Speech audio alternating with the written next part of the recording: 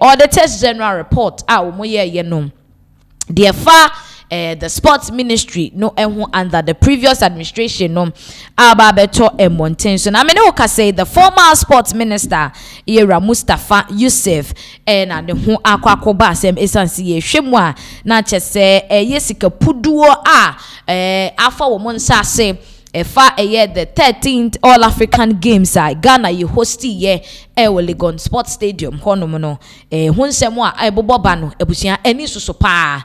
Now yes I see a screens ne so mame o say Auditor-General say charges former sports minister Mustapha Ussif and others over 580 million Ghana cedis in expenses related to the 13th African Games.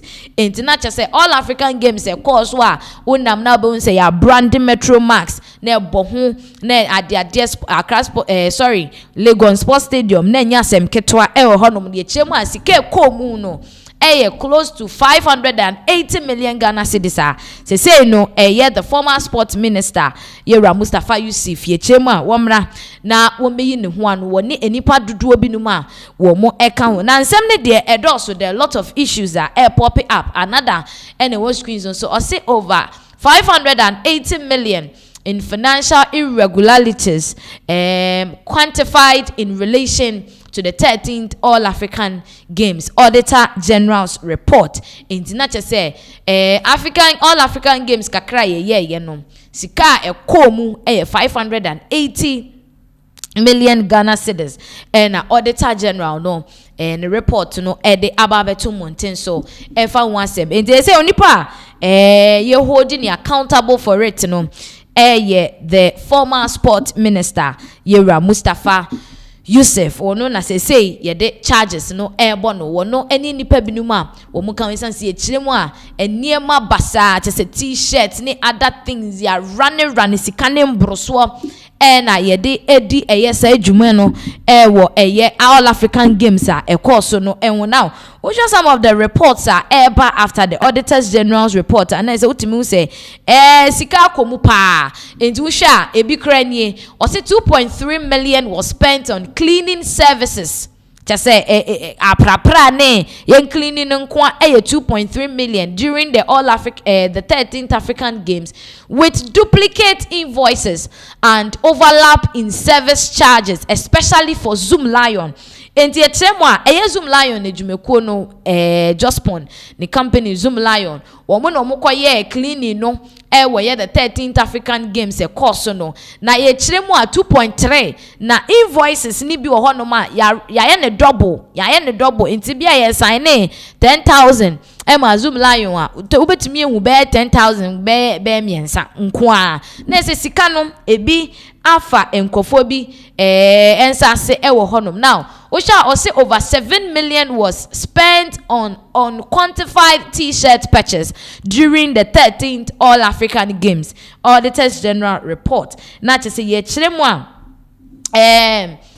beya 7 million Ghana cedis na ye de koye t-shirt no so a ye nim ne dodo say ye 5,000 say 6,000 pieces say 8,000 pieces yentimi nkyere de woman say ya tro say 7 million Ghana cedis ye de t-shirt na eno no was say Yera Mustapha Ussif wotimi ba abonten no obekirem ane because untimi untimi nya budget na items no quantity enka ho na figures eka ho dia na what are you trying to tell us? And they say there yebeka say Yera Mustapha ne wonsem ya abobo aba. Now we'll put yebeka say some portions of the Auditor-General report for this whole All African Games and we'll better screens and so as you can see ushemwa this is some part of it.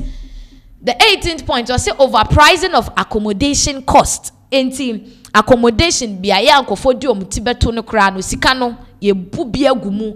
Enti usha is about $840,000 US, which is equivalent to 10,080,000 Ghana cedis. Any na eno kwaya accommodation is prices no running di bia to so to say bia ye to see ye say ya oh this is very sad. Now we shall see JDK Travel and Tour charged $150 per room per night for 500 rooms, 250 standard and 250 executive over 21 days, totaling $1,575,000.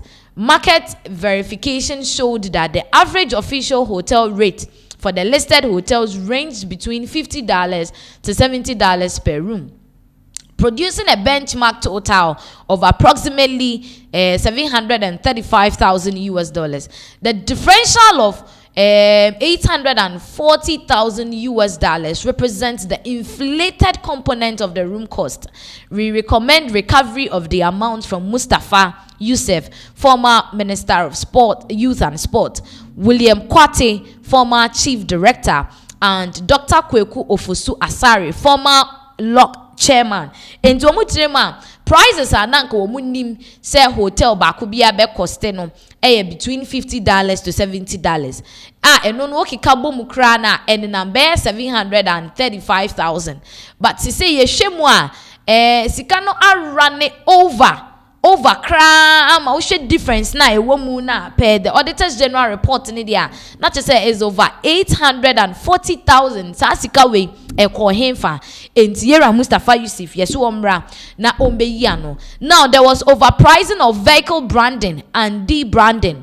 And cars, I make an say buses, ni cars ahodo a ye brandy ye with all African games stickers ni ade tare ho no eno so price no omo bubi gumu. And we shall or say 2,003,121.5 and omususu say abroso. Now say the LOC awarded JDK Travel and Tour a lump sum contract of $3,164,828.75 for branding and debranding of games vehicle. Market benchmarking established that comparable services could cost $1,161,707 Ghana cedis, indicating that the unit price charge for SUVs, buses, saloons, and trucks significantly exceeded prevailing market rate. The resulting overpricing amount amounted to $2,003,121.5 Ghana cedis. We recommend recovery of the amount and also signs not so much and kasa branding of vehicles near on a normal day no it was saying it me cost $1,161,707 Ghana cedis.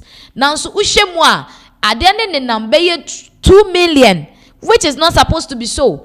Mustapha Ussif the former chief director Mr. William Kwate omunyinamra na omumbeyiano and oshemwa. There are other issues and also popping up. So just look at this on the screen. So I say unqualified contractor. And to be honest, fatano, but they were running family and friends affairs with the All African Games and almost saying yesika ebrosom.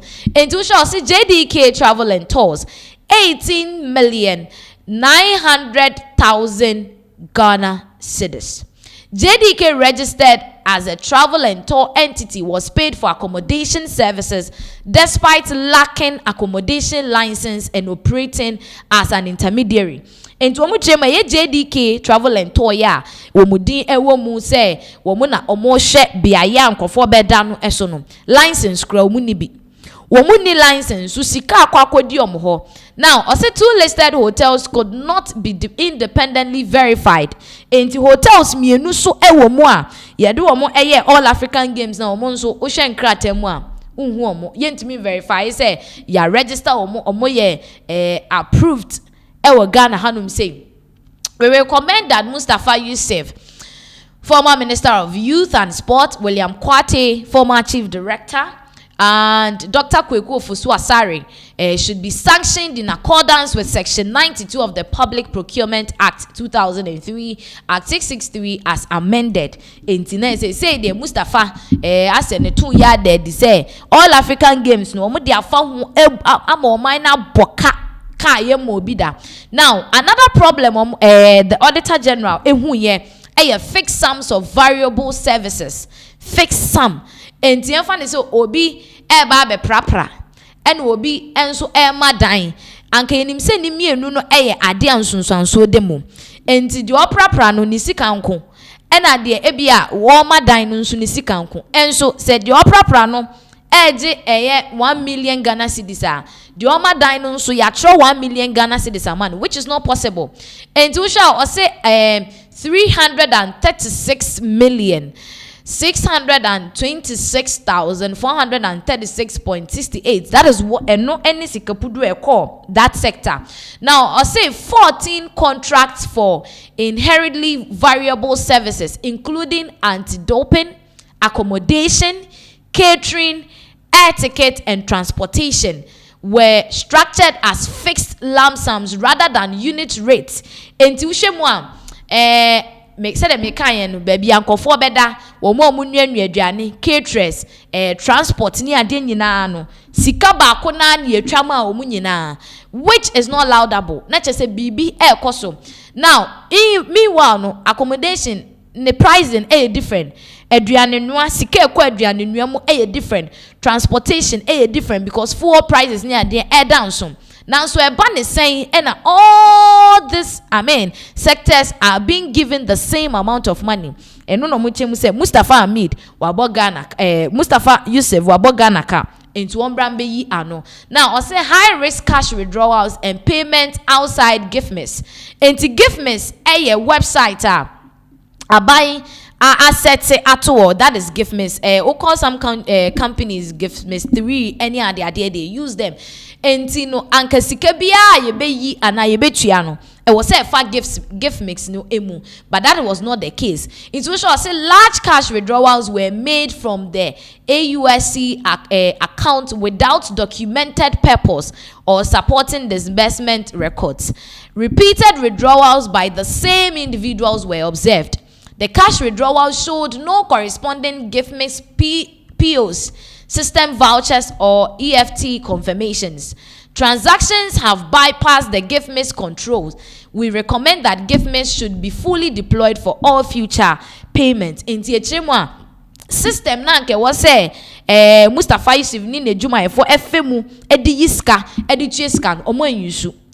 Eno mako yi sika bi omo twetwe sika no me yi sika bi no ma sebe enkrata kra na ho a betimi a kire vouchers bibie ni wonum na ese sika no mo de ye den na fa he. There's a lot of corruption has gone through this whole all African games no that's just a sports ministry no omabo Ghana ka. Now lastly you see weak cash management controls and also sika ko ho over 247,194 Ghana cedis, US dollars, which odeba Ghana cedis that's over 2,966,333.52. And nisika akọ sebe yehu. See analysis of participation and accommodation fee records indicated that US dollars 2,034,976.46 was reportedly received in cash from participating countries. Enti amaya wo mo ebeye all African games ni bi no sike free omo ho eba ye wo cash, not through transaction payments and our bank no no.